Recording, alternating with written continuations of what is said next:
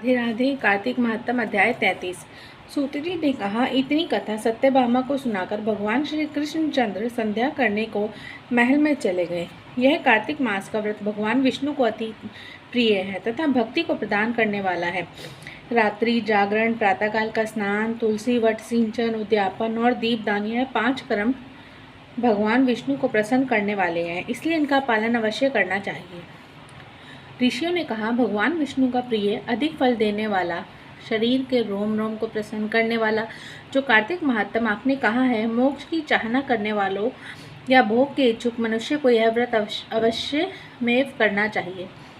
किंतु हम एक बात आपसे पूछना चाहते हैं, वह यह है कि यदि कार्तिक मास का व्रत करने वाला किसी संकट में फंस जाए या वह जंगल में हो अथवा किसी रोग से ग्रस्त हो जाए, तो फिर वह कार्तिक व्रत को किस प्रकार करे, क्योंकि यह विष्णु जी का अतिशय प्रिय तथा मुक्ति भक्ति प्रदान करने वाला व्रत किसी तरह भी छोड़ना नहीं चाहिए।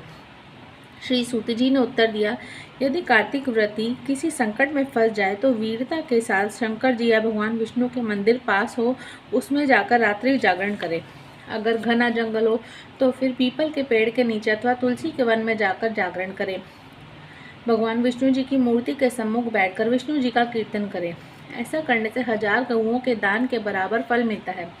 जो मनुष्य विष्णु जी के कीर्तन में बाजा बजाता है उसे वाजपेय यज्ञ के बराबर फल मिलता है, और हरि कीर्तन में नृत्य करने वाले प्राणी को समस्त तीर्थों में स्नान करने का फल मिलता है। किसी संकट में या रोगी हो जाने पर और यदि जल ना मिल सके तो केवल भगवान विष्णु के नाम मात्र से मार्जन ही कर ले।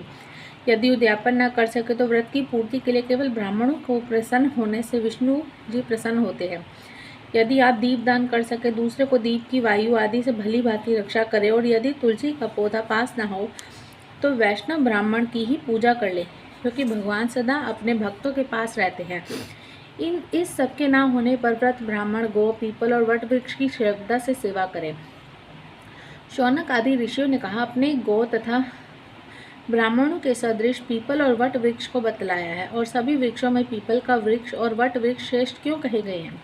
श्री सूत जी ने कहा, पीपल का पेड़ साक्षात भगवान विष्णु है और पलाश का पेड़ साक्षात ब्रह्मा जी है। इन वृक्षों की पूजा, सेवा तथा दर्शन से सब पापों का नाश होता है। ऋषियों ने कहा, हे प्रभु, हम लोगों को इसमें शंका है कि ब्रह्मा, विष्णु और शंकर वृक्ष रूप क्यों हुए, आप कृपा करके हमें बतलाइए। श्री सूत जी ने कहा, प्राचीन काल में भगवान शंकर जी और पार्वती जी विहार कर रहे थे। उस समय उनके विहार में विघ्न डालने के विचार से ब्राह्मण का रूप धारण करके अग्निदेव वहां पर आए। विहार के आनंद का नाश हो जाने के कारण क्रोध में भरकर श्री पार्वती जी ने समस्त देवताओं को श्राप दे डाला। पार्वती जी ने कहा, हे देवताओं, विशेष सुख को कीट पतंगे भी जानते हैं, उसमें आप लोगों ने देवता होकर विघ्न डाला है, इसलिए आप सब लोग वृक्ष हो जाओ। सूत जी ने कहा, इस प्रकार क्रोधित पार्वती जी के श्राप से सब देवता वृक्ष हो गए। इसी कारण भगवान विष्णु तथा शंकर जी दोनों पीपल और वट हो गए। इसी कारण भगवान विष्णु का शनिदेव के साथ योग होने के कारण केवल शनिवार को ही पीपल का स्पर्श करना चाहिए और किसी दिन नहीं। इति कार्तिक महात्म अध्याय 33 समाप्तम। राधे राधे।